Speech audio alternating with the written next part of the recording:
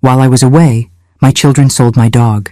I stood in the doorway of my silent home, travel bag still in hand, staring at the empty space where Max should have been bounding toward me, all wagging tail and sloppy kisses. The house felt wrong, hollow in a way that had nothing to do with its physical dimensions. "Brenda? Stephen?" I called out, dropping my bag and moving deeper into the house. The silence that answered told me everything. My children were hiding, which meant they'd done something they knew would infuriate me. At 55, I'd developed a finely tuned radar for their misbehavior, even now that they were supposedly adults. I found them in the kitchen, huddled at the table like conspirators. Stephen, my 32-year-old son, was nursing a beer despite it being barely noon. Brenda, 29 and still sporting the effortless beauty that had always made things too easy for her, was fidgeting with her phone, refusing to meet my eyes. "Where's Max?" I asked, though I already knew the answer from the guilty flush creeping up Stephen's neck. They exchanged a look, the same one they'd been sharing since they were children caught raiding the cookie jar. "Mom," Brenda started, her voice honey-sweet in that way that always preceded bad news. "How was your retirement paperwork trip? Everything finalize okay with the hospital?" "Where is my dog?" I repeated, my voice flat and cold. Stephen sighed, taking a long pull from his beer before answering. We needed money fast. An opportunity came up that couldn't wait. The floor seemed to tilt beneath me. "You sold Max? My dog? Without asking me?" "Technically, he's the family dog," Stephen countered weakly. "The family dog that I rescued, that I pay for, that sleeps in my room every night," I replied, my hands curling into fists at my sides. "The dog that has been my constant companion since your father decided his secretary was more appealing than his 20-year marriage." "Look, it was a good situation," Brenda jumped in, her tone defensive. "This guy Paul really wanted a Belgian Malinois, and Max looks exactly like one."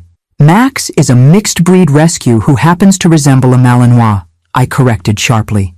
"I've told you that countless times." "Well, nobody can tell the difference," Stephen shrugged. "Even that dog breeder at the park thought he was purebred." I stared at my children. These strangers who had somehow emerged from my body, who I had raised alone after their father abandoned us, who I had supported through college and beyond, who I had allowed to move back home temporarily during their latest financial setbacks. These people who had sold the being who loved me most in the world without a second thought. "How much?" I asked quietly. Another exchanged glance. "8,000, Stephen admitted, a note of pride in his voice. The guy was desperate for a Malinois. $8,000. That's what they'd valued Max at. That's what they'd valued my heart at. I didn't shout. I didn't throw things. I simply asked in the calmest voice I could muster, "Who bought him?" "Mom, it's done," Brenda said, reaching for my hand. I pulled away. "Max is gone. Let's move forward." "Who bought my dog?" I repeated, enunciating each word precisely. "Some older guy named Paul Matthews," Stephen finally answered. "Lives in that new development by the lake. Seemed decent enough. Rich. Max will be fine." I turned and walked to my bedroom without another word, closed the door softly behind me, and only then allowed my legs to give way as I sank to the floor. Max's bed sat empty in the corner, his favorite squeaky toy still perched on top where he'd left it when I departed for my trip 5 days ago. After allowing myself exactly 3 minutes of devastation, I pulled out my phone and dialed the number Stephen had reluctantly provided. My hands trembled slightly, but my voice was steady when a deep voice answered. "Matthews. Mr. Matthews, my name is Jane Parker," I began, summoning the professional tone I'd perfected during 30 years as a head nurse. "I believe you recently purchased a dog from my children. A dog that wasn't theirs to sell." There was a brief pause before he responded, his tone noticeably cooling. "Mrs. Parker, what an interesting coincidence. I was actually planning to contact you today. It seems your children have created quite a problematic situation." "My children sold my dog without permission," I said, cutting to the chase. "I'd like to arrange to get him back." "Your children did significantly more than that," Matthews replied, an edge entering his voice. "They committed fraud by selling a mixed-breed dog under false pretenses, claiming he was a purebred Belgian Malinois with exceptional bloodlines. Unfortunately for them, I'm not just an old lonely guy looking for company, as they apparently described me." My stomach dropped. "Mr. Matthews, I work for an organization that utilizes service dogs for specific operations," he continued. We require Belgian Malinois with certain genetic traits. Your Max is a lovely dog, but he failed every genetic test we conducted this morning. I never claimed he was purebred, I explained quickly. He's a rescue. He just happens to look remarkably like a Malinois. I understand that now, Matthews replied, his tone softening slightly. But your children deliberately misrepresented him to a government agency. That's federal fraud, Mrs. Parker. I closed my eyes, the full weight of what my children had done crashing down on me. I'm so sorry. I had no idea. I believe you, he said after a moment. But this puts us all in a difficult position. Your children have committed a serious offense. I took a deep breath. Mr. Matthews, I completely understand your anger. What they did was inexcusable. But perhaps we can find a solution that doesn't involve drastic measures? There was a pause, then something that sounded almost like a suppressed chuckle. Mrs. Parker, would you like your dog back? More than anything, I answered without hesitation. And your children, have they learned from their previous mistakes in life? I considered the question, thinking of the string of temporary situations and just until I get back on my feet arrangements that had defined my relationship with Stephen and Brenda for the past decade. Honestly, no, I admitted.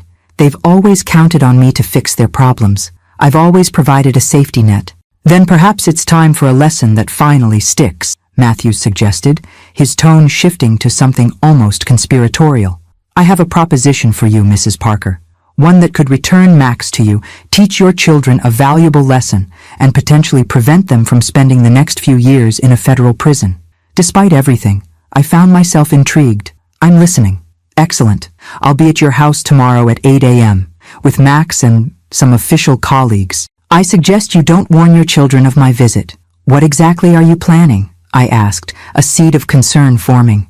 Just a bit of educational theater, Matthews replied, and I could hear the smile in his voice. Nothing that will cause permanent damage, just enough to make them think twice before committing fraud again, or selling property that doesn't belong to them. Against all logic, I found myself smiling too. Mr. Matthews, this is highly irregular. Please, call me Paul, he responded. And yes, it's irregular, but sometimes irregular lessons are the ones that stick best. What do you say, Jane? Partners in a small crime of parental justice? I looked again at Max's empty bed, thinking of the years of unpaid loans, broken promises, and dodged responsibility, of how my children had casually sold the being I loved most in the world to cover yet another round of financial irresponsibility. 8 a.m., I confirmed. Don't be late, Paul. The next morning, I was calmly drinking coffee in the kitchen when the doorbell rang precisely at 8 o'clock. Stephen, still in his pajamas, grumbled something unintelligible as he shuffled to answer, clearly annoyed at being awakened so early. I waited, counting the seconds before my son's surprised yelp echoed down the hallway. It was showtime. Mom! Stephen's panicked voice carried through the house. Mom, you need to come here right now. I took my time rising from the kitchen table, smoothing my slacks before walking unhurriedly toward the front door. The scene that greeted me was exactly as I'd imagined during my sleepless night. Stephen stood frozen in the doorway, face ashen. Behind him, I could see Paul Matthews, not the doddering old man my children had described, but a commanding presence in an impeccable suit, his silver hair and fit physique giving him the air of someone accustomed to authority.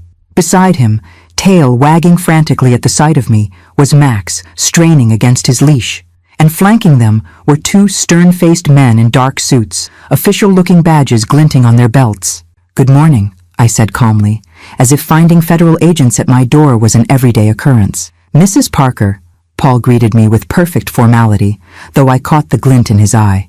I believe we spoke yesterday about a matter concerning your children.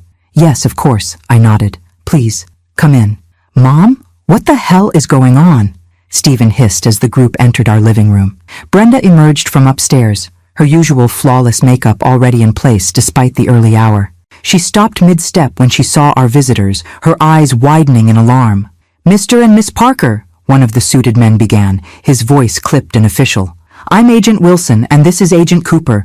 We're here investigating a case of fraud against a federal agency. Fraud? Brenda squeaked, her hand flying to her throat. What are you talking about? Paul stepped forward, maintaining his grip on Max's leash despite the dog's eager attempts to reach me. 2 days ago, you sold this dog to me, representing him as a purebred Belgian Malinois suitable for specialized work. You charged $8,000 for what you claimed was a dog with excellent bloodlines and perfect working temperament.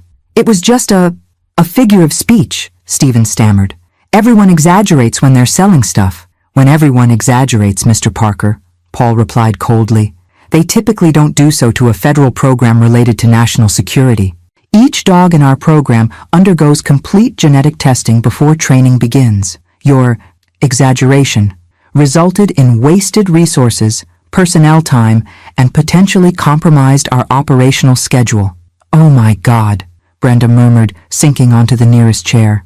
The money is the least of your concerns, Agent Cooper interjected. Fraud against the federal government, especially involving security programs, is a serious offense. We're talking about potential charges carrying sentences of up to 5 years in federal prison. Prison? Stephen's voice cracked like a teenager's. I watched the color drain from my children's faces, fighting to maintain my own neutral expression. Paul and his agents were remarkably convincing, stern and authoritative without being over the top, serious without veering into caricature. You need to understand the gravity of what you've done, Paul continued, his voice dropping to an almost educational tone. Our dogs are essential to operations I can't detail here. The detection work we perform can mean the difference between safety and catastrophe. When you fraudulently introduced an unsuitable animal into our program, you potentially compromised more than you realize. Max, apparently tired of the conversation about his genetic inadequacies, finally managed to slip his collar and immediately bounded toward me with a joyful whine.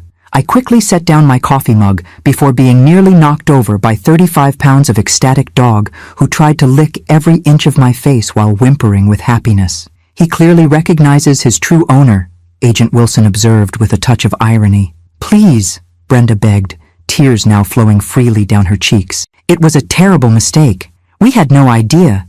Isn't there some way to resolve this? The agents exchanged glances while Paul watched me still receiving Max's enthusiastic welcome home. Something silent passed between us before Paul cleared his throat. Mrs. Parker, he addressed me, as the rightful owner of the animal in question, and apparently an innocent party in this fraudulent transaction, your position may influence how we proceed. Would you care to offer any perspective on this matter?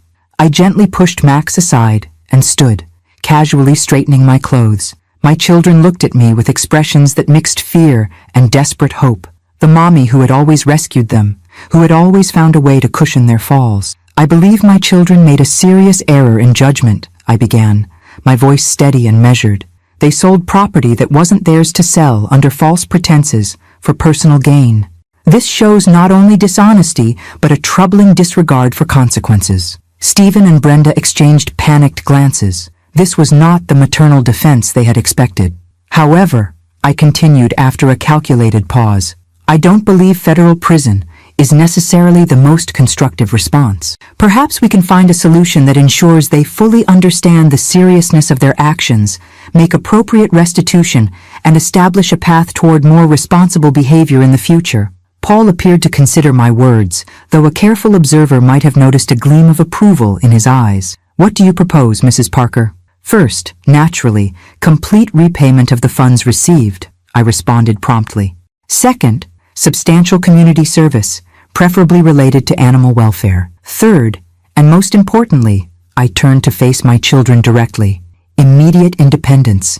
No more living with mother, no more financial bailouts, no more escaping the consequences of their choices. The agents conferred in hushed tones, while Paul observed the Parker siblings with studied intensity. This could be acceptable, he finally declared, with some additions. Regular monitoring by our department for a probationary period, background checks that may limit certain employment opportunities, and naturally, a permanent record of this incident in their files, which, while not a criminal conviction, may appear in deeper background investigations in the future. Stephen and Brenda nodded frantically, clearly willing to agree to anything that didn't involve handcuffs. All of this will be formalized in a legal agreement you'll sign today, Agent Cooper added, removing official-looking documents from his briefcase. Breaking any term of this agreement will result in the reinstatement of the original criminal charges with no possibility of future settlement. For nearly an hour, The agents methodically reviewed each clause of the agreement,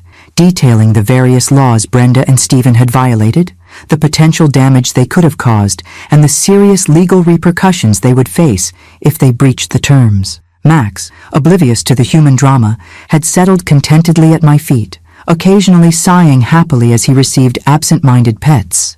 When the documents were finally signed and the agents prepared to leave, Paul addressed the Parker siblings one last time. "You got very lucky today," he stated gravely. "Your mother showed more faith in your potential for rehabilitation than your actions warranted. I suggest you don't waste this opportunity." As I walked the group to the door, Max trotting faithfully at my side, Paul paused briefly on the threshold. "Max is truly a remarkable dog," he commented, a genuine smile softening his severe features for the first time that morning. "Mixed breed or not, he has a character many pedigreed dogs would envy." "Thank you for bringing him back," I replied, lowering my voice so my shell-shocked children couldn't overhear. "And for the educational production." "It was my pleasure," Paul responded with a twinkle in his eye. "Your children learned a valuable lesson today, and well, let's say it was a refreshing change from my normal routine. Perhaps we could discuss the outcome of this educational exercise in a more relaxed setting. Dinner, perhaps?" An unexpected warmth crept up my neck. "That would be nice." "Excellent," he smiled, handing me a business card. "My personal number is on the back, and if your children ever question the seriousness of what happened today, they won't," I assured him with a knowing smile. "Fear has done its work. The rest is up to me." When the door closed, I returned to the living room where Stephen and Brenda remained seated in stunned silence. Max settled again at my feet as if he'd never been away. "Mom," Brenda finally spoke, her voice small and shaky. "We almost went to federal prison." "Yes," I agreed calmly. "You almost did. Why didn't you tell us you'd spoken to him yesterday?" Stephen asked accusingly. "We could have prepared or concocted more lies," I finished, my tone still calm but with a new hardness that made them both flinch. "Run away? Continued believing your actions have no consequences?" Stephen opened his mouth to argue, but Brenda placed a hand on his arm, silencing him. "You're right," she admitted, suddenly looking much younger and more vulnerable, without her usual mask of bored sophistication. "What we did was terrible, to you and to Max. And now we have permanent records with some government agency," Stephen groaned, running his hands over his face. "My career is ruined before it even started." I observed my children for a long moment, seeing them clearly for the first time in years, not as the kids I'd protected after the divorce, but as adults who had become specialists in avoiding responsibility. "The agreement you signed," I finally said, "gives you 1 month to vacate this house. I suggest you start looking for your own place immediately." "But Mom," Stephen began to protest. "No," I interrupted, my voice surprisingly firm. "This is non-negotiable. I love you both more than I can express, but this chapter ends now. You sold my dog for quick cash, with no regard for my feelings or his well-being.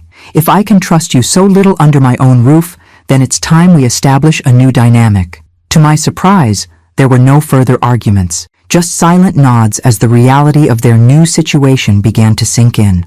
Later that night, after my children had gone upstairs, Brenda to research affordable apartments online, Stephen to update his resume for the first time in months, I sat on the sofa with Max comfortably nestled against me. The dog seemed to have decided he wouldn't let me out of his sight anytime soon, following me from room to room like an anxious, furry shadow. My phone vibrated with a message. Unknown number. "Dinner tomorrow night to celebrate our successful operation? I know a great restaurant that allows well-behaved dogs on their outdoor patio. I think we made a good team. Besides, Max clearly misses you, though it was a pleasure caring for him for a day. Paul." I smiled, an unexpected warmth spreading in my chest as I stroked Max's soft ears. The last time I'd been on a date was more than 3 years ago. A disaster arranged by Brenda with a friend's cool uncle who had spent the entire evening talking about his ex-wife. I looked down at Max, who returned my gaze with that expression of unconditional canine adoration. "What do you think, boy?" I asked, scratching his favorite spot behind the ears. "Should we give Mr. Matthews a chance?" Max answered with a short, decisive bark that made me laugh. "I'd love to," I replied, feeling something like butterflies in my stomach for the first time in years. Max and I will be waiting. Looking at my faithful companion, now safely back where he belonged, I reflected on the strange paths life sometimes took. My children had made a terrible mistake, but perhaps, just maybe, it would end up being a turning point for all of us. And who could say? Perhaps the man who had helped teach my children such a necessary lesson might bring a new dimension to my newly emancipated life. After all, any man who understood the value of a rescue dog, purebred or not, already had points in his favor. Max sighed contentedly, closing his eyes as he rested his head on my lap. Tomorrow would bring new challenges, but for now, all was right in our world again. I woke the next morning to Max's warm weight pressed against my side, his rhythmic breathing a comforting reminder that he was truly home. For a moment, I simply lay there, absorbing the reality that I'd reclaimed not just my dog, but something more essential, my self-respect. The house was quiet. Stephen typically slept until noon, and Brenda was likely avoiding me, still processing the shock of yesterday's confrontation. I slipped out of bed, Max immediately alert and following as I headed for the kitchen. "Good morning," Brenda's voice startled me. She sat at the kitchen table, already dressed and nursing a cup of coffee. Dark circles under her eyes suggested she hadn't slept much. "You're up early," I observed, moving to the coffee maker. "Couldn't sleep," she admitted. "Mom, we need to talk about what happened yesterday." I poured my coffee and sat across from her. Max settled between us, his head resting on my foot, as if afraid I might disappear again.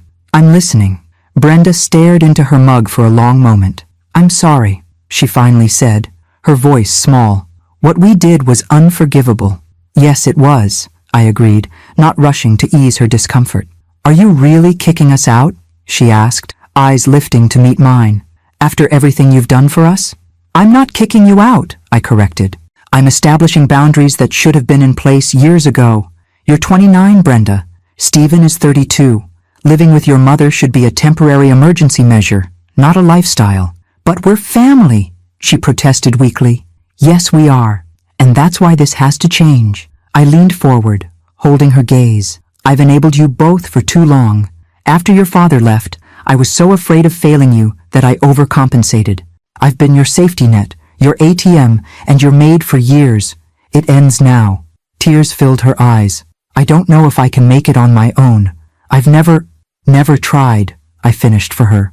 "That's the problem, Brenda. You're smarter and more capable than you give yourself credit for. But as long as I continue catching you every time you stumble, you'll never discover what you're truly capable of." She wiped at her eyes, leaving streaks of mascara across her cheeks. "What about Stephen?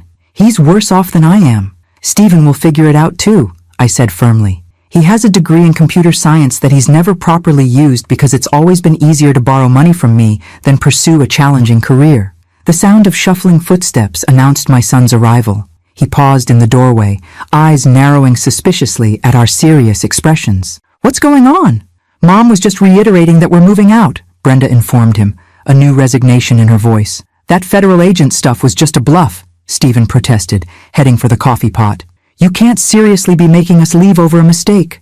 I felt Max tense against my foot, sensing my change in mood. "A mistake?" I repeated, my voice dangerously quiet. "You stole and sold my dog, Stephen. You lied to a stranger about Max's breeding to get more money.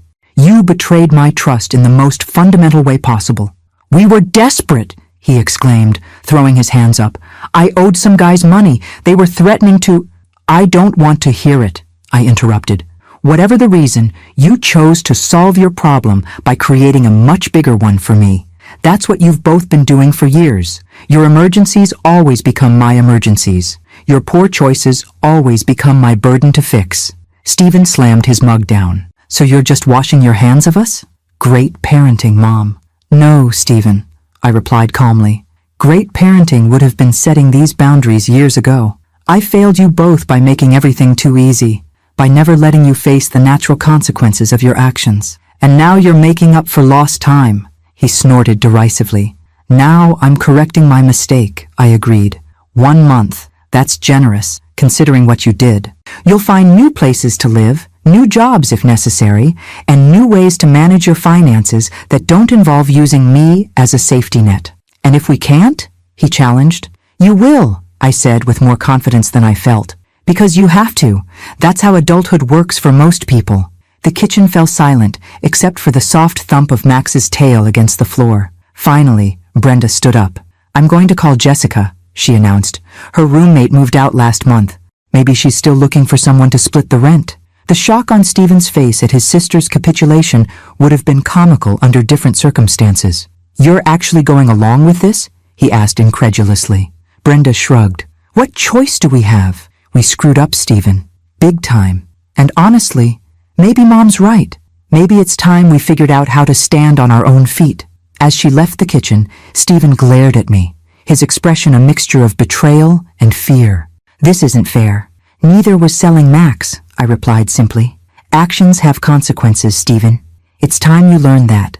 After he stormed out, I finished my coffee in the sudden quiet of the kitchen, Max's head now in my lap as I absently stroked his ears. The confrontation had gone better than expected with Brenda, worse with Stephen. But the boundary was set. Now I just had to stick to it. My phone chimed with a text message. Confirming dinner tonight? The Riverside Grill at 7? They have an excellent patio where Max will be welcome. Paul. I smiled, despite the emotional weight of the morning. We'll be there. Looking forward to it. Jane. I spent the rest of the day giving Max extra attention, making up for our separation with long walks and his favorite treats. The dog seemed determined not to let me out of his sight, following so closely that I nearly tripped over him several times. At 6:30, I stood before my closet, suddenly paralyzed by indecision. What does one wear to dinner with a man who helped orchestrate a fake federal investigation to teach your adult children a lesson? It had been so long since I'd been on a proper date that I felt like a teenager again, filled with nervous anticipation. I finally settled on a simple blue dress I hadn't worn in years, surprised to find it still fit perfectly.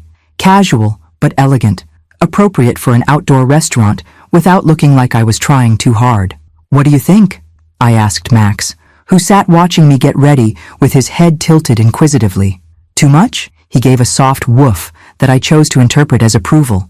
As I applied lipstick, another long-forgotten ritual, I caught my reflection in the mirror and paused. The woman staring back looked different somehow, more confident, more defined, as if the boundary setting of the past 24 hours had sharpened my edges, bringing me back into focus after years of allowing myself to become a blurry background character in my own life. A soft knock at my bedroom door interrupted my thoughts. "Come in," I called, expecting Stephen with another round of complaints.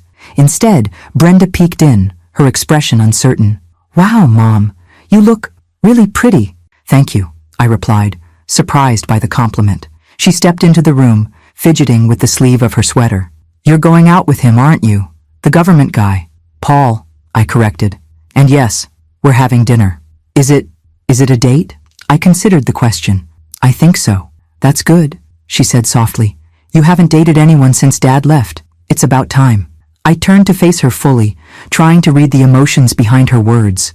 "Brenda, are you okay with this? With everything that's happening?" She sighed, sinking onto the edge of my bed. "I'm not okay exactly, but I think I understand. And maybe it's what we all need." "It is," I assured her, reaching out to squeeze her hand. "You and Stephen have so much potential. You just need to stop hiding from it." "I called Jessica," she said. "I'm going to look at the room tomorrow. It's small, but I can afford it if I pick up more hours at the boutique." Pride swelled in my chest. "That's a good start." "What about Stephen?" she asked, worry creasing her brow. "He's not handling this well." "Stephen will adjust," I said, hoping I sounded more confident than I felt. "He has to. And so do I. We've all been stuck in this unhealthy pattern for too long." Brenda nodded, then stood and surprised me with a quick hug. "Have fun tonight. And tell Max not to wait up," she added with a small smile. After she left, I checked my appearance one final time, grabbed Max's leash, and headed for the door. Stephen was nowhere to be seen, but I could hear muffled phone conversations from his room. Whether he was searching for housing options or complaining to friends about his unreasonable mother remained to be seen. As Max and I drove toward the restaurant, I felt a strange mixture of guilt, determination, and something that felt suspiciously like excitement. For the first time in longer than I could remember, I was putting myself first, not just in going on this date, but in reclaiming my home, my boundaries, and my life. Max sat in the passenger seat, his head occasionally turning to confirm I was still there. I reached over to scratch behind his ears. "It's a new chapter for all of us, boy," I told him. "Let's see where it leads." I arrived at the Riverside Grill precisely at 7, a punctuality habit ingrained from decades of hospital shifts. Max sat obediently at my side as we waited by the entrance, his tail sweeping the ground each time the door opened in anticipation of meeting our dinner companion. The restaurant overlooked the river that divided our town, its spacious stone patio dotted with heat lamps to ward off the early spring chill. A few other patrons had brought their dogs, which reassured me that Max would be welcome. Jane. I turned at the sound of my name and found Paul Matthews approaching from the parking lot. Without his stern federal agent persona, he looked different, more approachable in dark jeans and a navy blazer, though no less distinguished. "You look lovely," he said, his eyes crinkling at the corners when he smiled. The compliment felt rusty on my ears after so many years of being invisible.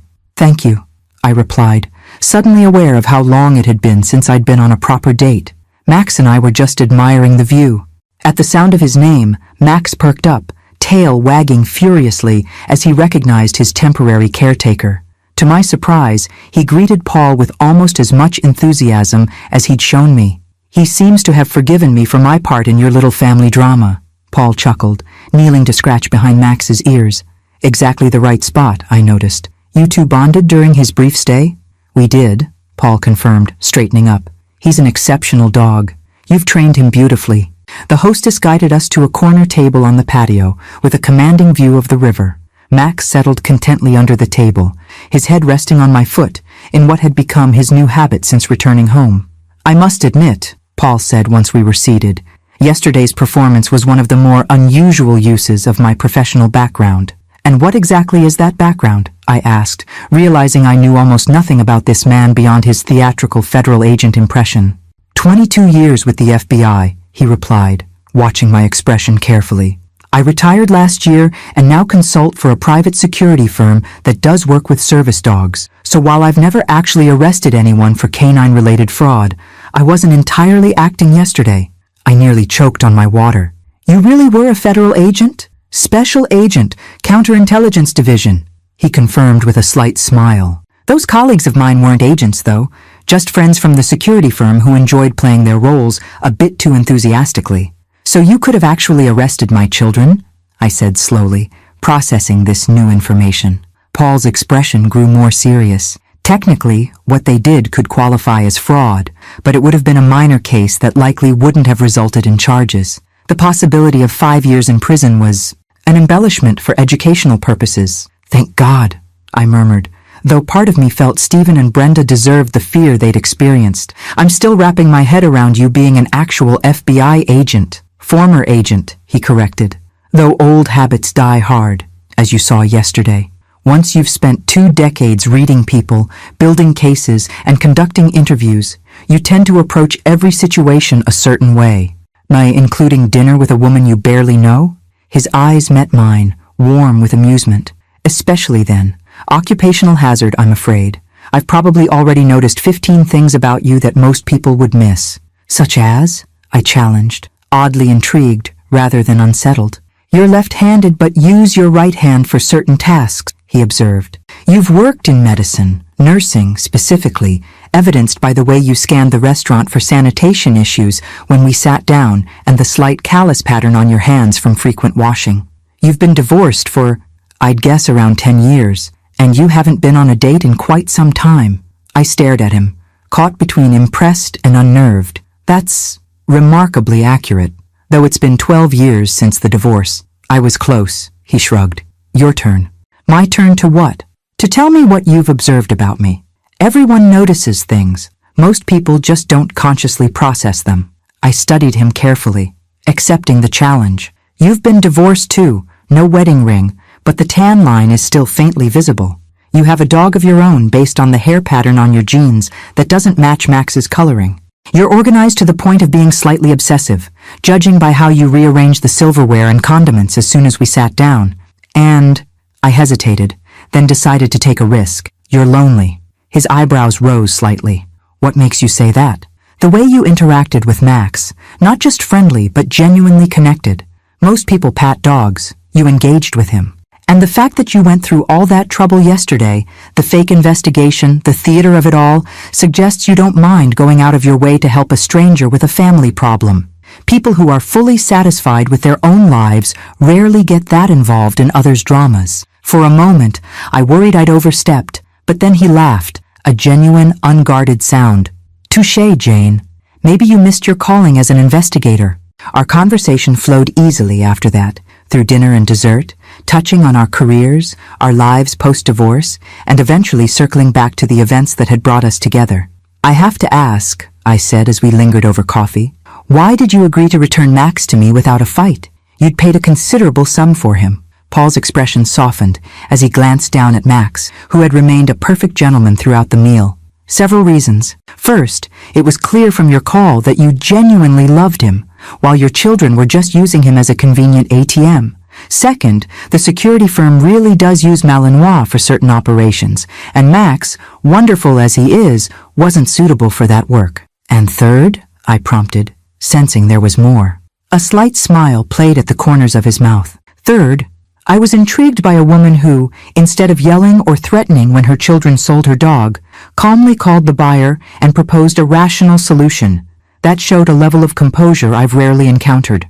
Trust me, I did my yelling after we hung up, I admitted, into a pillow so they wouldn't hear. Still, you controlled your reaction when it mattered. He leaned forward slightly. That's rare, Jane. Most people let emotions dictate their actions, especially in crises. Years of emergency room nursing, I explained. You learn to compartmentalize, or you don't survive the job. As the evening wound down, Paul insisted on walking Max and me to my car. The night had grown chilly, and I shivered slightly in my light dress. Here, he said, slipping off his blazer and draping it over my shoulders before I could protest.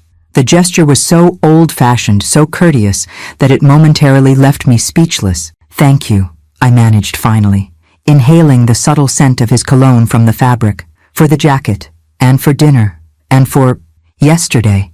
My pleasure, he replied, his voice lower in the darkness, though I hope our future interactions won't require elaborate sting operations. Future interactions? I echoed, my heart doing a ridiculous little flutter. I'd very much like to see you again, Jane, he said simply, without a federal investigation as pretext, without Max as intermediary, though he's welcome to join us. We'd reached my car, and I turned to face him, still wrapped in his blazer. Max sat patiently beside us, looking from one human to the other, as if following a tennis match. I'd like that too, I admitted. For a moment we stood in comfortable silence, the night air filled with the sound of the river and distant restaurant conversations. Then Paul leaned forward slowly, giving me plenty of time to step back if I wanted to. I didn't. His kiss was gentle, questioning rather than demanding. When we separated, I was grateful for the dim parking lot lighting that hid the blush I could feel warming my cheeks. I should get home, I said reluctantly. I have a feeling tomorrow will bring another round of negotiations with Stephen. Of course, Paul nodded. May I call you tomorrow? I'd be disappointed if you didn't, I replied, surprised by my own boldness. As Max and I drove home, I found myself smiling at nothing in particular. 12 years since my divorce, and I'd finally had a date that didn't feel like an obligation or a disaster. A date that ended with a kiss that made me feel like something other than just a mother, a nurse, a responsible adult. The house was dark when we arrived, though a faint blue light from beneath Stephen's door suggested he was still awake, likely gaming or watching videos. Max trotted through the familiar rooms, doing his nightly patrol before settling on his bed, in my room, with a contented sigh. I hung Paul's blazer carefully on my closet door, making a mental note to return it on our next meeting. The thought of seeing him again sent another little flutter through my chest, a sensation so long forgotten that it took me a moment to recognize it as simple happiness. As I prepared for bed, I checked my phone to find a text from Paul. Thank you for a wonderful evening. Max was the perfect chaperone. Looking forward to seeing you again soon. I typed back, the pleasure was mine. Max gives you his approval, which is high praise indeed. His reply came swiftly. I'm honored. Sleep well, Jane. 3 simple words, yet they warmed me as I slipped under the covers. Max jumped up to settle beside me, a privilege I rarely allowed but felt he'd earned after his ordeal. What do you think, boy? I whispered, scratching his favorite spot. Are we really doing this? Dating at my age? Max's only response was to press closer against my side, his steady breathing eventually lulling me toward sleep. Whatever tomorrow brought with my children, at least today had given me something I hadn't expected. A reminder that my life still held possibilities beyond being a safety net for Stephen and Brenda. For the first time in longer than I could remember, I fell asleep thinking about my own future, not just theirs. The next morning brought reality crashing back in the form of Stephen's voice, loud and agitated, coming from the kitchen. I dressed quickly, wondering what new crisis had emerged overnight. Max followed at my heels as I ventured downstairs to find Stephen pacing, phone pressed to his ear. "I don't care what the policy says," he was saying, his free hand gesticulating wildly. "I've been a customer for 3 years. You can't just—" He broke off, listening, then cursed. "Fine. Whatever." He slammed the phone down on the counter and turned to find me watching from the doorway. "Problems?" I asked mildly. "Credit card company froze my account," he muttered, running a hand through his disheveled hair. "Said I missed too many minimum payments." "That tends to happen," I agreed, moving past him to start the coffee. "What will you do?" "What do you think?" he countered, his tone accusatory. "I need to borrow some money to get them off my back until—" "No," I interrupted calmly. The single word hung between us, simple and non-negotiable. Stephen stared at me, as if I'd suddenly started speaking a foreign language. "What do you mean, no?" he sputtered. "Mom, this is serious. They're talking about sending it to collections." "I understand it's serious," I replied, measuring coffee grounds with deliberate precision. "But my answer is still no. You're 32, Stephen. Figure it out." His face flushed with anger. "So this is how it's going to be now? I make one mistake." "Selling my dog wasn't one mistake," I corrected him, keeping my voice level despite the anger flaring in my chest. "It was the final straw after years of mistakes that I've covered for you. And now you're experiencing what happens when there's no safety net. This is about that Matthews guy, isn't it?" Stephen's voice turned bitter. "You have one date and suddenly you're a different person." I turned to face him fully. "This has nothing to do with Paul. This is about me finally setting the boundaries I should have established years ago. Your financial problems are exactly that. Yours." "Unbelievable," he muttered. "My own mother." "Yes, your mother," I agreed. "Not your bank, not your personal assistant, not your maid. Your mother who loves you enough to stop enabling behavior that's hurting you in the long run." He stormed out without another word, stomping up the stairs like the teenager he still resembled in so many ways. I sighed, pouring my coffee and settling at the kitchen table, Max resting his head on my knee sympathetically. My phone buzzed with a text from Paul. "Good morning. Hope I'm not texting too early. Wondering if you and Max might join me for a walk by the lake this afternoon?" Despite the confrontation with Stephen, I found myself smiling as I typed back, "Not too early at all. A walk sounds perfect. 2 p.m. His response came quickly. 2 p.m. it is. Looking forward to it. A throat cleared in the doorway, and I looked up to find Brenda watching me, an expression somewhere between amusement and concern on her face. "You're smiling at your phone," she observed, moving to pour herself coffee. "Must be the government man." "Paul," I corrected automatically. "And yes, we're going for a walk this afternoon." Brenda sat across from me, studying my face with uncharacteristic intensity. "You really like him, don't you?" "It's just a walk, Brenda." "Mm-hmm," she hummed disbelievingly.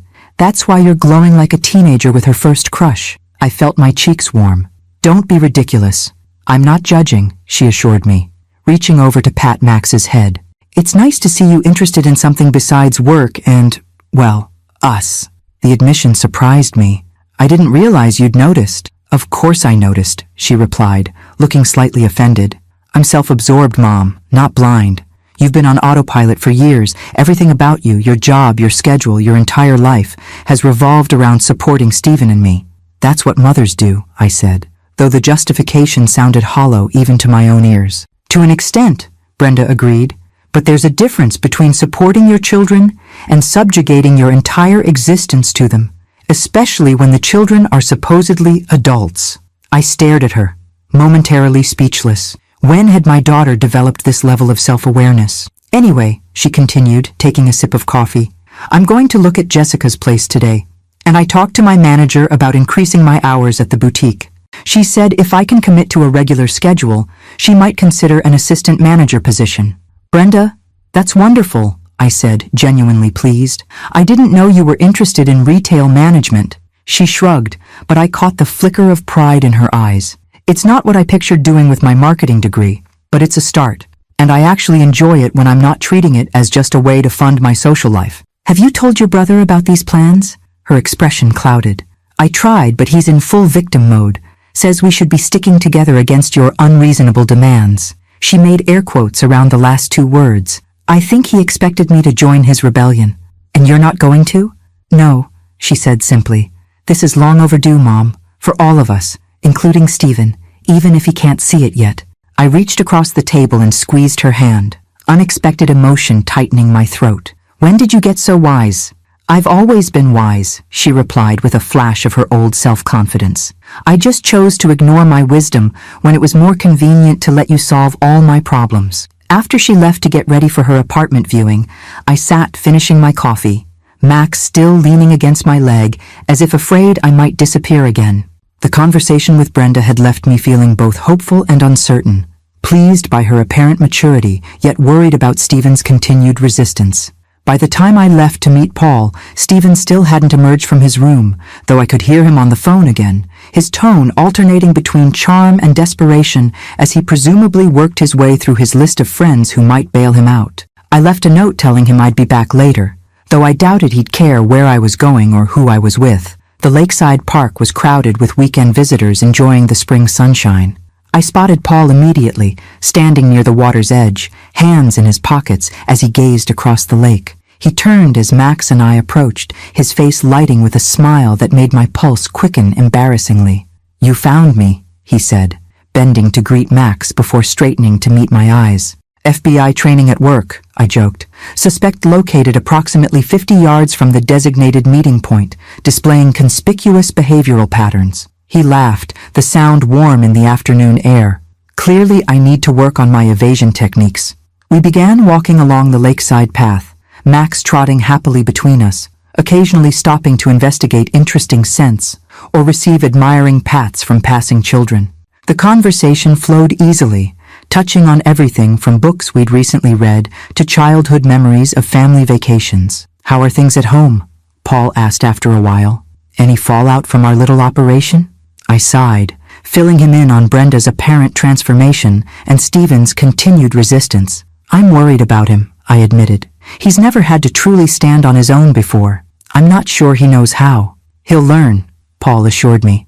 Sometimes the only way to swim is to find yourself in deep water. I just hope he doesn't drown first, I murmured. Paul stopped, turning to face me fully. You're doing the right thing, Jane. For all of you.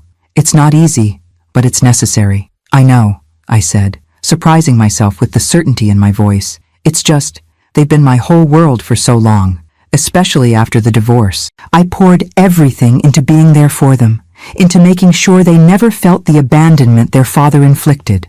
And in the process, you abandoned yourself, Paul observed gently. The words hit with unexpected force, laying bare a truth I'd never fully acknowledged. I had abandoned myself, my needs, my desires, my identity separate from motherhood. Yes, I whispered, throat tight. I suppose I did. Paul reached out, taking my hand in his.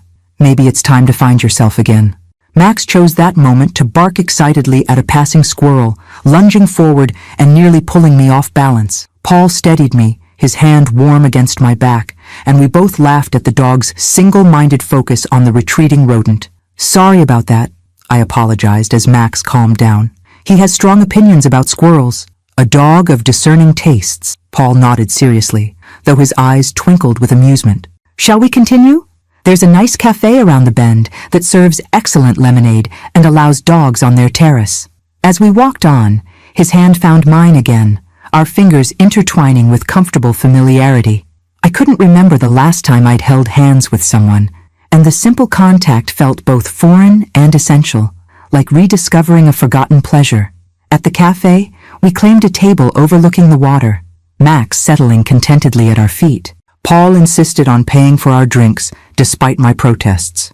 You can get the next one, he said, and the casual implication that there would be many more outings warmed me more than the spring sunshine.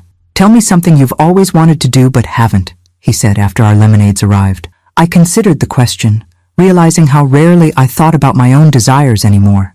"Travel," I finally answered. "I've never been out of the country. Always planned to go to Italy someday, but then life happened. Kids, career, divorce." "Italy is beautiful," Paul nodded. "I spent 6 months in Rome on assignment early in my career. The food alone is worth the trip." "You've traveled a lot?" I asked, genuinely curious about his life before I knew him. "Nature of the job," he confirmed, though mostly to places the average tourist would avoid. But after retirement, I took myself on a proper vacation, no badge, no gun, no responsibilities beyond deciding which wine to have with dinner. "That sounds wonderful," I said, trying to imagine a life where my biggest concern was wine selection. "It was," he agreed, "and it could be for you too now. Italy is still there, waiting for you to discover it." The suggestion lingered between us, tantalizing in its possibilities. What was stopping me now? My children were adults, I had retirement savings, and for the first time in decades, no one depended on me for their daily survival. Even Max could be boarded, or the thought came unbidden. Perhaps Paul would watch him again. "Maybe," I said, allowing myself to contemplate the possibility. "Once everything settles down with Stephen and Brenda." Paul's eyes held mine. "Don't wait too long, Jane.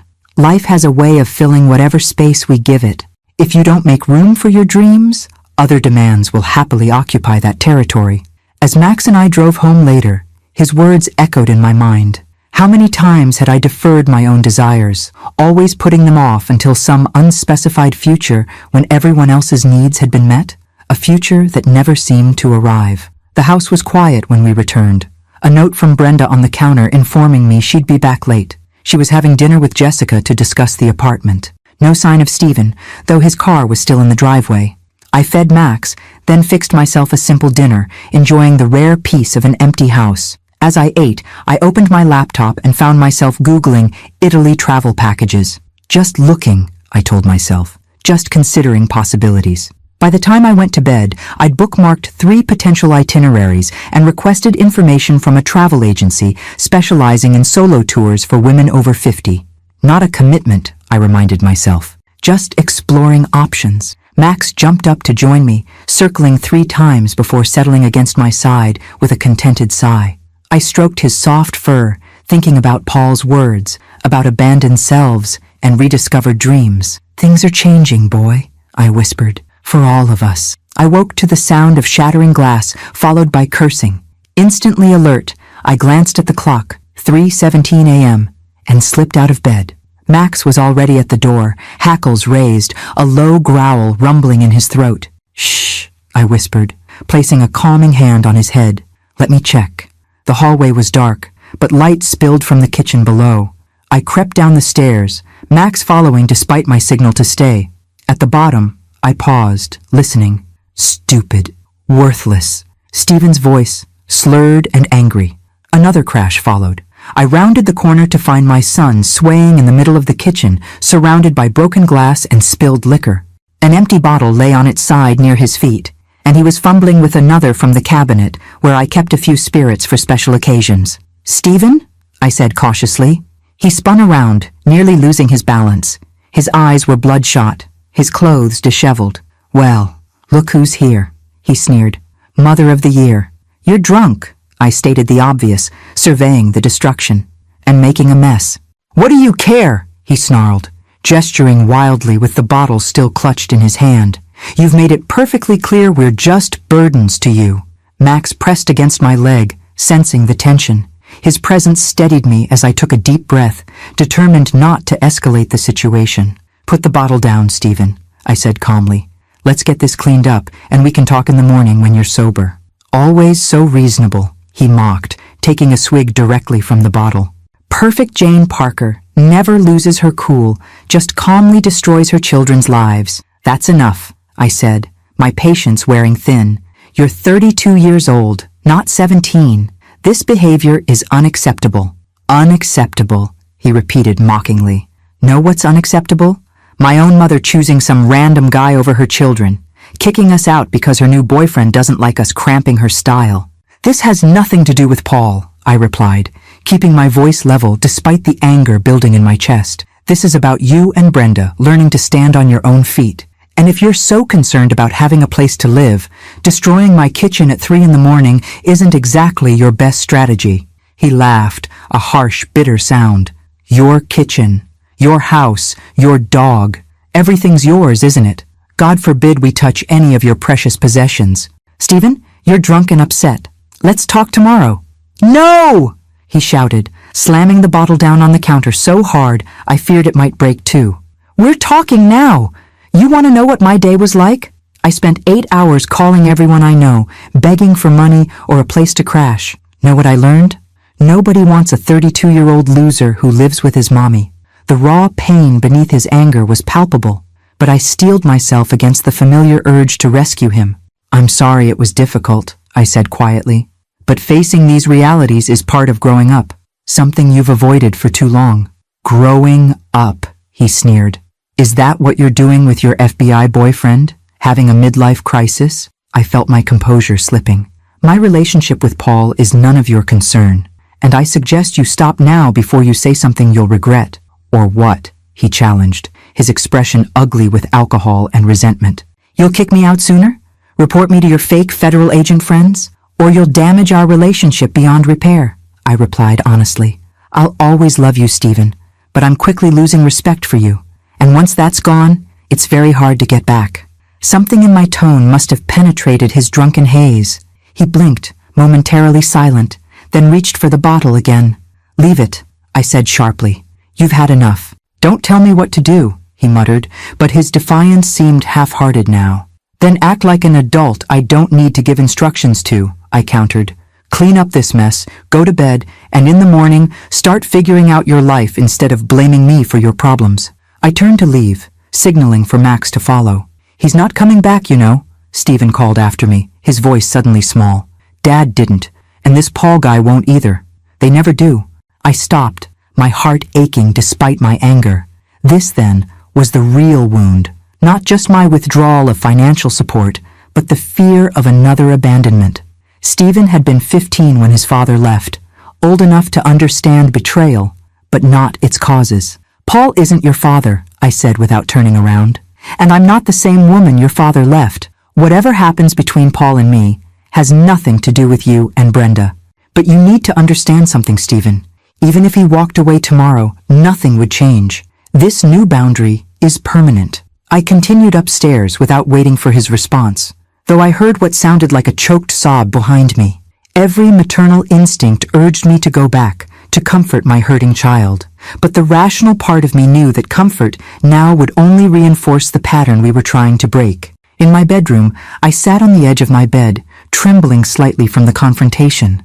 Max pressed his warm body against my legs, offering silent support. I'm doing the right thing, I whispered, as much to convince myself as anything. He needs this, even if he hates me for it. From downstairs came the sound of halting movements, then the tentative clink of glass being collected.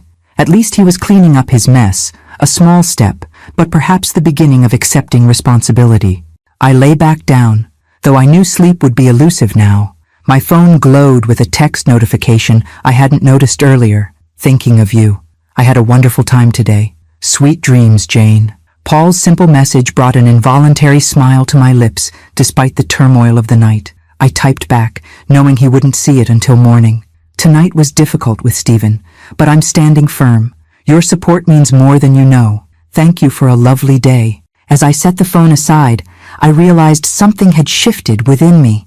6 months ago, even 6 weeks ago, I would have rushed to smooth things over with Stephen, to protect him from the consequences of his actions, to restore family harmony at any cost. Now, despite the pain it caused us both, I was holding the line. It wasn't about punishment. It wasn't even about teaching him a lesson. It was about finally acknowledging that the greatest disservice I could do my children was to prevent them from experiencing the natural outcomes of their choices, both good and bad. Max settled beside me with a soft huff, his solid presence reassuring. Whatever the morning brought, whatever challenges lay ahead with Stephen and Brenda, I wasn't facing them alone anymore. I had my faithful dog, a new relationship full of possibility, and most importantly, a growing sense of my own worth beyond motherhood. For now, that would have to be enough. Morning brought a silent, tense house. I found the kitchen spotless, evidence that Stephen had eventually cleaned his mess, but there was no sign of my son. His bedroom door remained firmly shut when I passed it, no sounds emerging to indicate whether he was awake or still sleeping off his night of drinking. Max followed me downstairs, his nails clicking on the hardwood as I made coffee and contemplated the day ahead. I had the late shift at the hospital tomorrow. My final week before retirement officially began. The thought brought a mixture of relief and anxiety. 30 years of structured purpose coming to an end, leaving me to define my own priorities for the first time since college. Brenda appeared around 10, looking unusually cheerful despite the early hour. "Morning," she greeted, heading straight for the coffee pot. "You look tired. Everything okay?" "Your brother had a rough night," I answered diplomatically. "How was dinner with Jessica?" "Great." She perched on a stool at the counter, clutching her mug. "I'm taking the room. It's small, but the rent's reasonable, and it's close to the boutique. I can move in next weekend." "That's wonderful, Brenda," I said, genuinely pleased by her initiative. "I'm proud of you," she smiled, the simple praise clearly meaningful to her. "Thanks. I know this hasn't been easy for any of us, but I think it's going to be good, for all of us." "I hope so," I agreed, though thoughts of Stephen's drunken rage gave me pause. "Have you heard from your government man today?" she asked, changing the subject with a teasing glint in her eye. "His name is Paul, and yes, we texted this morning," I admitted, feeling oddly shy discussing my dating life with my daughter. "He's invited me to dinner at his place tomorrow night." "Ooh, home-cooked meal." Brenda waggled her eyebrows suggestively. "Things are getting serious." I rolled my eyes, though I couldn't suppress a smile. "It's just dinner, Brenda." "If you say so," she sang, clearly unconvinced. "What are you wearing?" "I haven't thought about it yet," I admitted.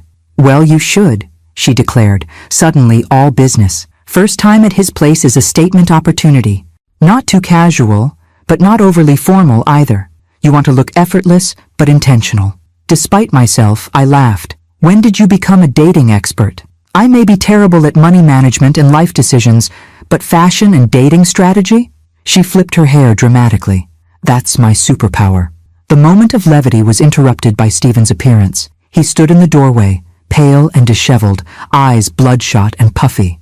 The casual observer might attribute his appearance to hangover alone, but I recognized the evidence of tears as well. "Morning," he mumbled, not meeting anyone's eyes as he shuffled toward the coffee. Brenda shot me a questioning look, but I shook my head slightly, silently asking her not to press for details about last night's confrontation. "I was just telling Mom I found a place," she said instead, her tone deliberately upbeat. "Jessica's roommate moved out, so I'm taking the room." Stephen grunted non-committally, focusing intently on doctoring his coffee with sugar and cream. "Have you made any progress with your housing search?" I asked carefully. He shrugged, still avoiding eye contact. "Maybe. Looking at a few options." The lie was transparent, but I chose not to challenge it. Last night's explosion had cleared the air somewhat, exposing the raw hurt beneath his anger. Pushing now would only drive him back behind his defensive walls. "Let me know if you need help with moving logistics," I offered. "For both of you." Stephen finally looked up, surprise briefly replacing the guardedness in his expression. "You'd still help with that?" "Of course," I replied simply. "Setting boundaries doesn't mean I've stopped caring, Stephen. It just means I'm changing how I show it." He processed this for a moment, then nodded slightly before retreating with his coffee, the conversation apparently exhausting his limited social resources for the morning. After he left, Brenda whistled softly. "What happened last night?" I sighed, giving her an abbreviated version of Stephen's drunken confrontation while omitting some of his crueler accusations. "He'll come around," she said when I finished, though she sounded less certain than before. "He just needs time to process. This is harder for him than for me." "Why do you think that is?" I asked, genuinely curious about her perspective. She considered the question seriously. "Stephen was always Dad's favorite. When Dad left, it hit him differently, like double rejection. I think he transferred all that need for approval to you, and now he feels like you're abandoning him too." She shrugged. "Plus, he's a guy. They have more ego wrapped up in the whole independence thing." The insight surprised me. Again, I found myself wondering when my fashionista daughter had developed such emotional intelligence. "That's Remarkably perceptive, Brenda. I'm not just a pretty face, Mom, she replied with a wink, sliding off the stool. Now, about tomorrow's outfit for your date. The rest of the day passed uneventfully. Stephen remained in his room, emerging only for bathroom breaks and to forage for food. I took Max for a long walk, the spring air filled with the scent of new blossoms and fresh-cut grass. Paul texted several times, casual, warm messages that made me smile like a schoolgirl with her first crush. By evening, I found myself in front of my closet, evaluating options for tomorrow's dinner at Paul's house, with Brenda offering commentary from her perch on my bed. Not that one, she objected when I held up a sensible navy dress. 2-job interview. You want something softer, more feminine. I am 55, Brenda, I reminded her dryly. Not 25. Age is irrelevant, she declared with the confidence of youth. What matters is how the clothes make you feel. She rummaged through my closet, pushing hangers aside with increasing dismay. Mom, when was the last time you bought something just because it made you feel pretty? I tried to remember. Before the divorce? Maybe for a work function 5 years ago? The question exposed yet another way I'd neglected my own needs and desires over the years. I can't remember, I admitted. Brenda's expression softened. That settles it. We're going shopping tomorrow. You need something special for this date. I have a shift tomorrow, I reminded her. You're off at 3, right? The mall's open until 9. Plenty of time. Her tone brooked no argument. Consider it my thank you for not throwing us out on the street immediately. Despite my protests about unnecessary expenses, part of me was touched by her enthusiasm, and by the prospect of spending time together that didn't involve crisis management or financial support. All right, I conceded, but nothing too revealing or expensive. Trust me, she grinned. I'm going to find something that makes FBI man's eyes pop out of his head. His name is Paul, I corrected, for what felt like the 100th time, though I couldn't help smiling at her description. After she left, I sat on the edge of my bed, suddenly overcome by the strangeness of it all. A week ago, my life had followed the same patterns it had for years. Work, home, enabling my adult children, occasional outings with Max, rinse and repeat. Now everything was shifting. My relationship with Stephen and Brenda, my impending retirement, my unexpected connection with Paul. Max jumped up beside me, resting his head on my knee as if sensing my tumultuous thoughts. I scratched behind his ears, grateful for his steady presence through all the changes. What do you think, boy? I asked softly.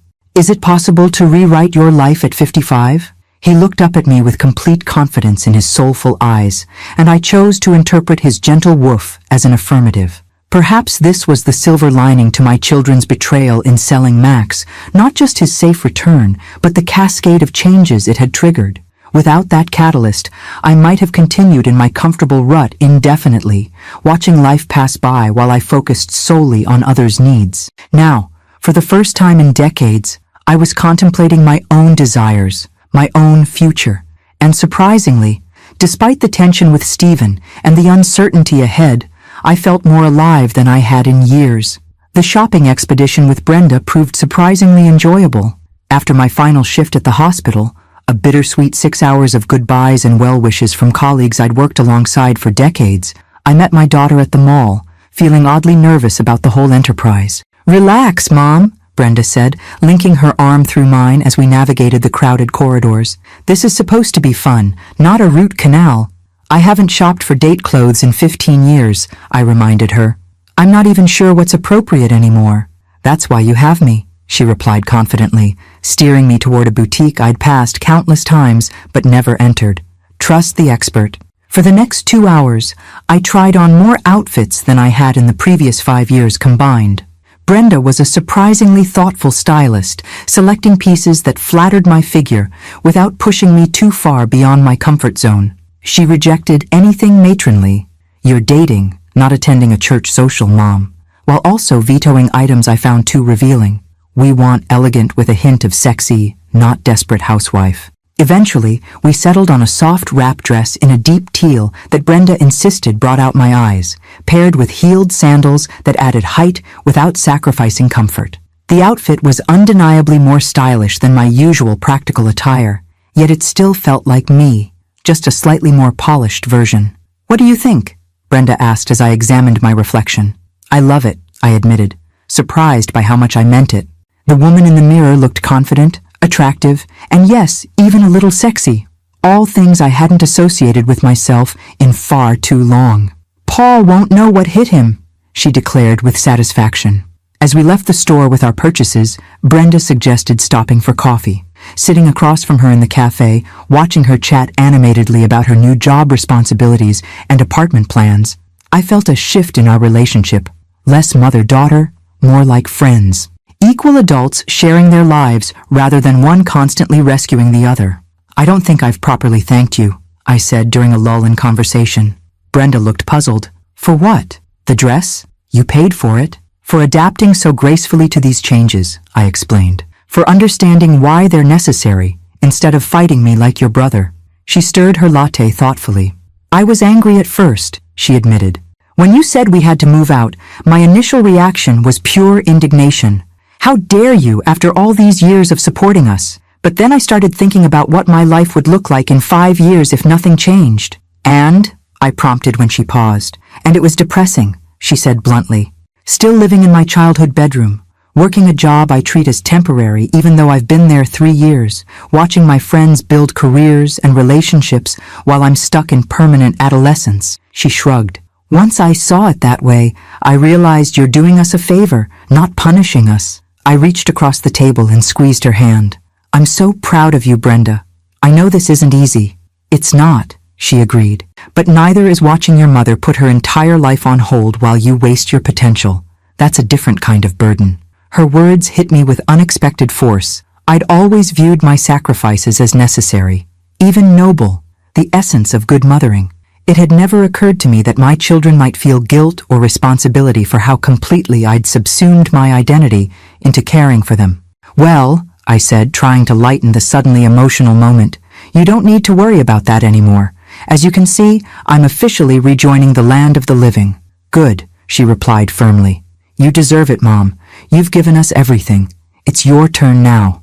By the time we arrived home, laden with shopping bags and takeout for dinner, I felt closer to my daughter than I had in years. Stephen's car was gone from the driveway, a small relief given my nervousness about the evening ahead. "He's probably at Ryan's," Brenda surmised when I mentioned his absence. "They've been gaming buddies forever.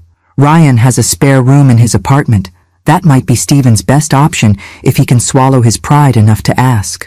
I nodded, hoping she was right. Despite his resistance, I wanted Stephen to land on his feet just as Brenda was doing.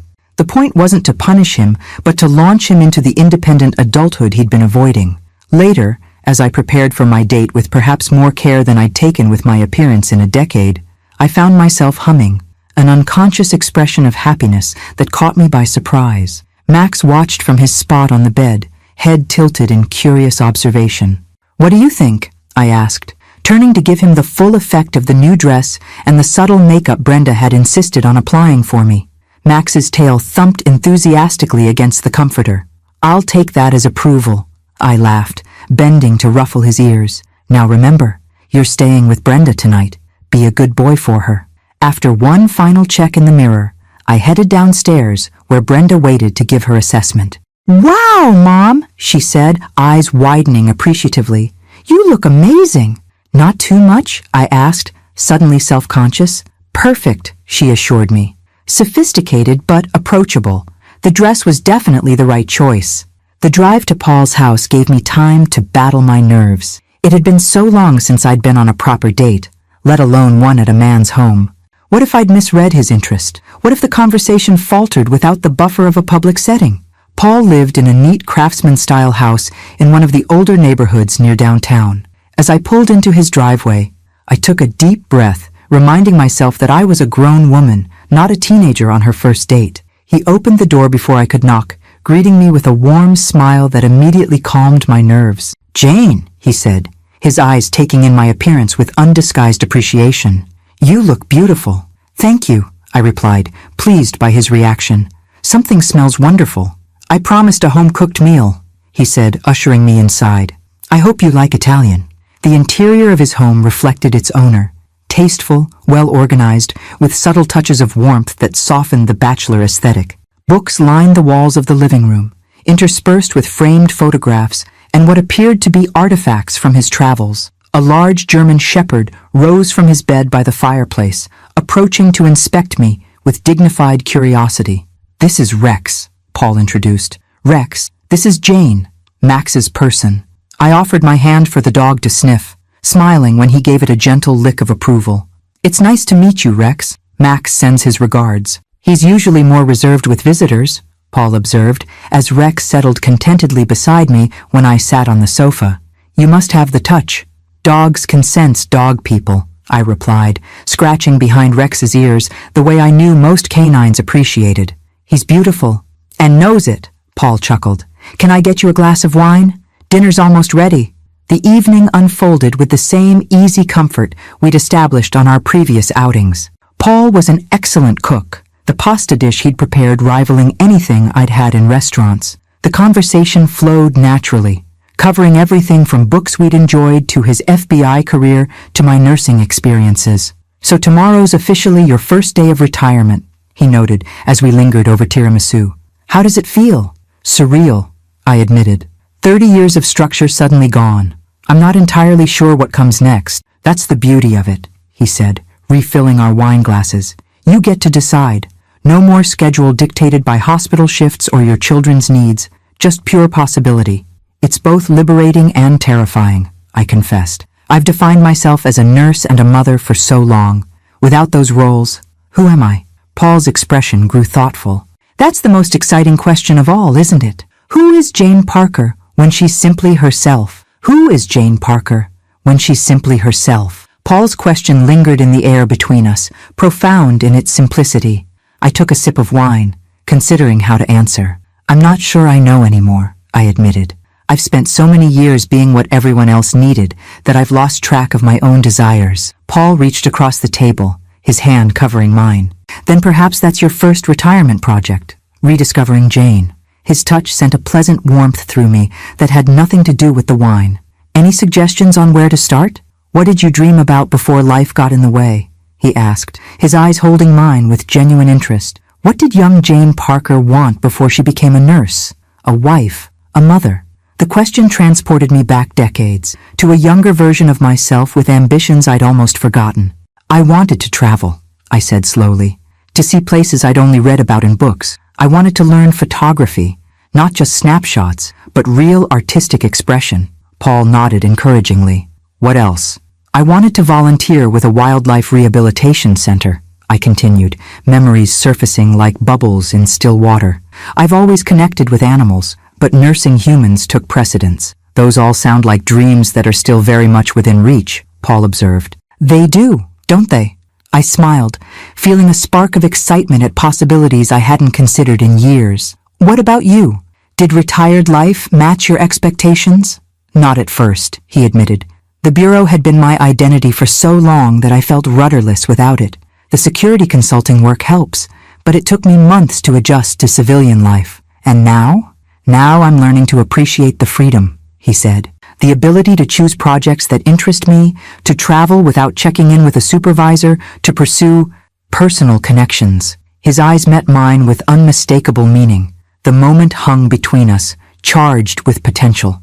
Then Rex stretched and sighed dramatically at our feet, breaking the tension and making us both laugh. "He has opinions about the pacing of this relationship," Paul chuckled, standing to clear our dessert plates. "Come on, I want to show you something." He led me through the house to a back door that opened onto a small but immaculately maintained garden.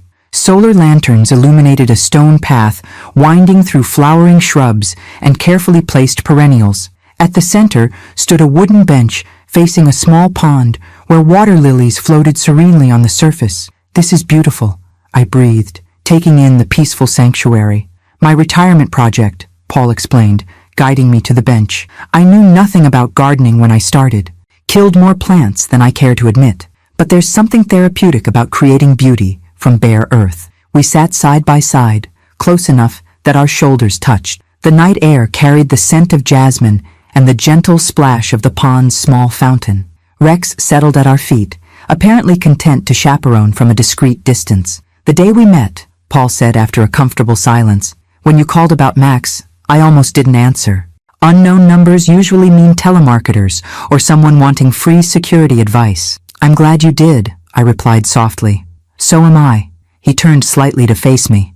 I've enjoyed getting to know you, Jane, more than I expected to enjoy anything at this stage of my life. Even though our introduction involved elaborate deception and fake federal agents, I teased. He laughed, especially because of that.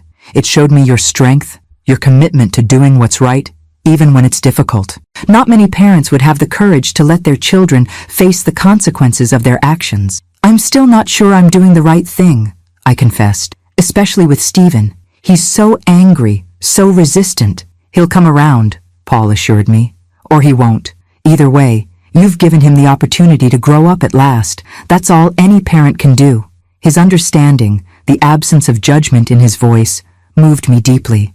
For years, I'd shouldered my parental burdens alone, making decisions without a partner to validate or challenge my choices. Having someone who saw the complexity of my situation without immediately offering simplistic solutions felt like a gift I hadn't known I needed. Thank you, I said simply, for understanding, for not thinking less of me because my children are complicated. We're all complicated, he replied, his hand finding mine in the dim garden light. It's what makes life interesting.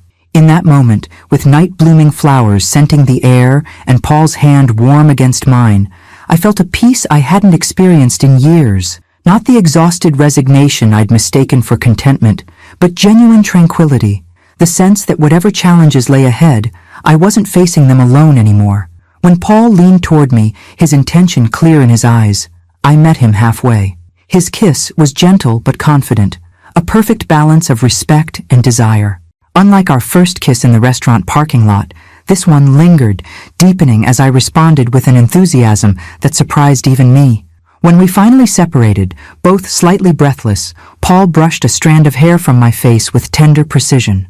I've been wanting to do that properly since our walk by the lake, he admitted. I've been wanting you to, I confessed, feeling a girlish blush warm my cheeks despite my age. His smile in response made my heart flutter in a way I'd thought long past. Would it be too forward to tell you I'm hoping this is just the beginning? Not too forward at all, I assured him, leaning in for another kiss that answered his question more eloquently than words could. Rex eventually decided we'd had enough private time, inserting himself between us with a determined nudge that made us both laugh. Jealous? Paul asked his dog, scratching behind the shepherd's ears. He's just reminding us that we have plenty of time, I suggested, though part of me, a part I'd neglected for far too long, wished we could continue where we'd left off. As if reading my thoughts, Paul squeezed my hand. He's right, of course. We have time. No need to rush. The patience in his voice, the implicit promise of future evenings together, warmed me more than any hasty passion could have. This wasn't a fleeting connection, but the careful foundation of something that could last, something worth building slowly. When I finally checked my watch, I was shocked to discover it was nearly midnight. I should go, I said reluctantly. I promised Brenda I wouldn't be too late.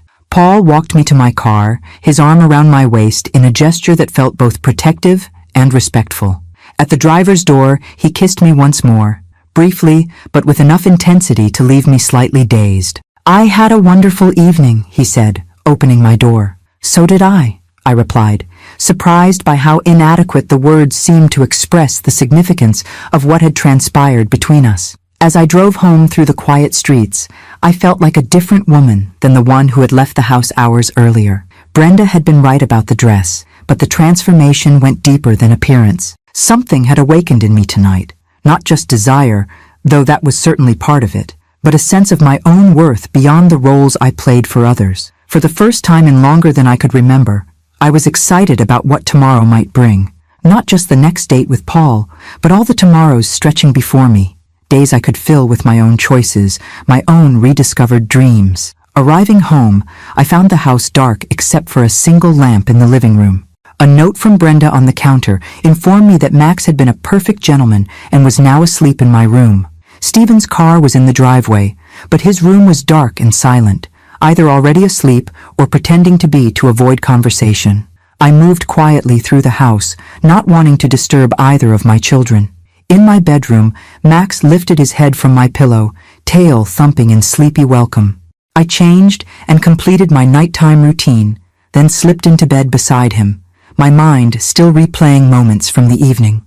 "I think I'm in trouble, boy," I whispered, stroking his soft fur. "The good kind of trouble." He sighed contentedly and settled against me, seemingly unconcerned about the complexities of human relationships. As always, his uncomplicated affection grounded me, a reminder that love in its purest form was simple. It was people who made it complicated.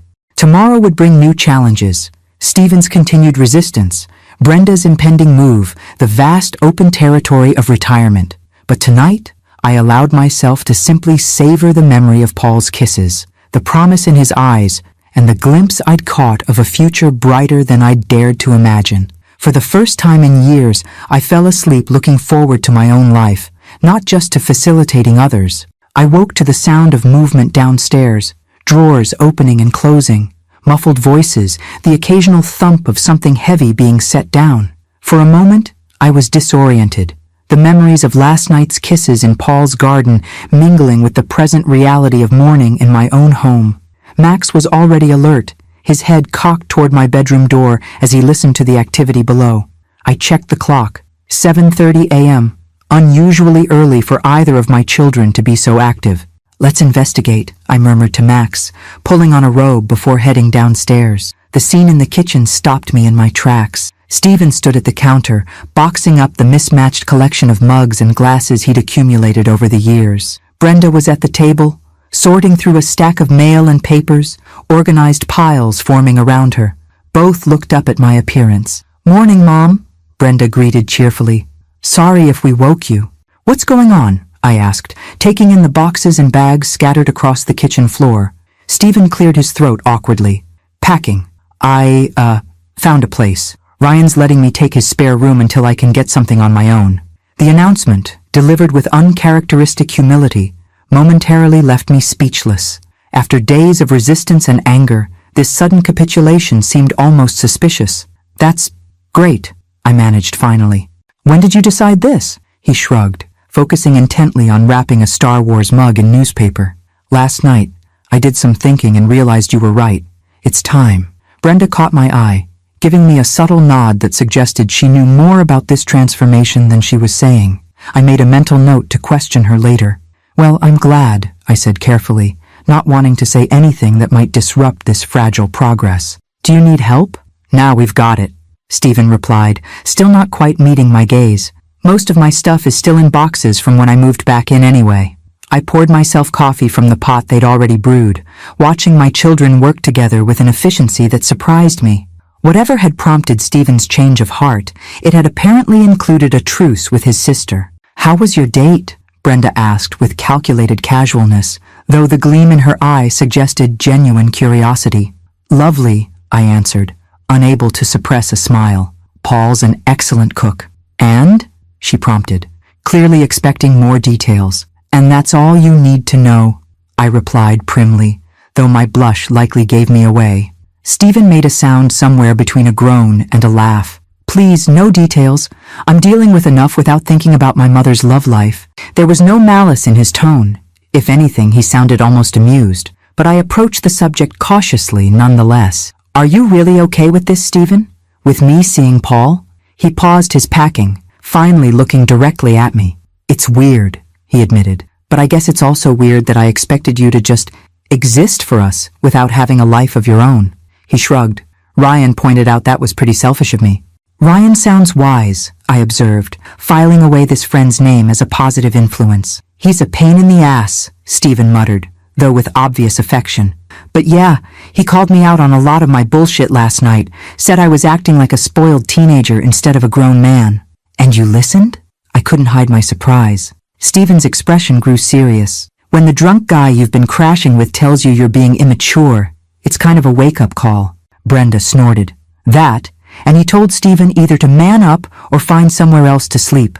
"Thanks for that, sis." Stephen shot her an irritated look before turning back to me. "Look, Mom, I'm sorry about the other night. I was drunk and angry and said a lot of things I shouldn't have. You're right that it's time for me to stand on my own feet. It's just scary." The admission, so contrary to Stephen's usual bravado, touched me deeply. "It is scary," I agreed. "Change always is. But you're capable of so much more than you've allowed yourself to be these past few years." He nodded, a determined look replacing his usual cynicism. Yeah, well, time to find out, I guess. By noon, both Stephen and Brenda had packed their essentials, enough to move out, though they'd need to return for the rest of their belongings. We loaded Stephen's car first, the three of us working together in a harmony that felt both familiar and entirely new. As he prepared to leave for Ryan's apartment, I found myself unexpectedly emotional. "Call me when you're settled in," I said, trying to keep my voice steady. Stephen hesitated, then stepped forward to hug me. A real hug, not the perfunctory embrace he'd offered on holidays and birthdays in recent years. "Thanks, Mom," he said quietly, "for not giving up on me, even when I was being an ass." I hugged him back tightly, blinking away tears. "Never. No matter what happens, I'm always your mother." He pulled away, clearly uncomfortable with the emotional moment, but making an effort nonetheless. "I know I haven't shown it, but I appreciate everything you've done for us, and I'm going to make you proud. Eventually." "You already do," I assured him. "This right here, taking responsibility, facing your fears, this makes me proud." After he drove away, Brenda helped me carry her boxes to my car. We'd arranged to move her things to Jessica's apartment that afternoon, officially emptying my nest for the first time in years. "What changed with Stephen?" I asked as we loaded the trunk. "Last I saw, he was dead set against moving out." Brenda grinned. "I may have called Ryan last night while you were on your date, filled him in on the situation, and suggested he might have more influence than we did at this point." "Sneaky," I observed admiringly. "Strategic," she corrected. "I learned from the best. Besides, Stephen respects Ryan's opinion, and Ryan's been trying to get him to grow up for years."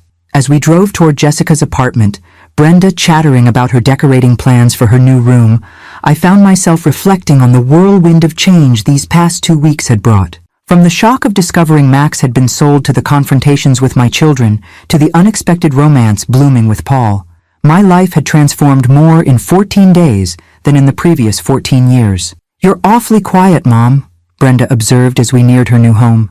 "Having second thoughts about the empty nest?" "Not at all," I assured her truthfully.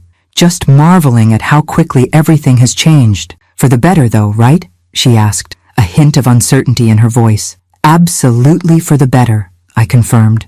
"For all of us, I think." After helping Brenda settle into her new space, a cozy room in a well-maintained apartment that she and Jessica were already excitedly planning to redecorate, I returned home to a house that felt both strangely empty and wonderfully peaceful. Max greeted me at the door, his entire body wiggling with delight at my return. "Well, boy," I said, kneeling to receive his enthusiastic welcome, "it's just you and me now. How does that feel?"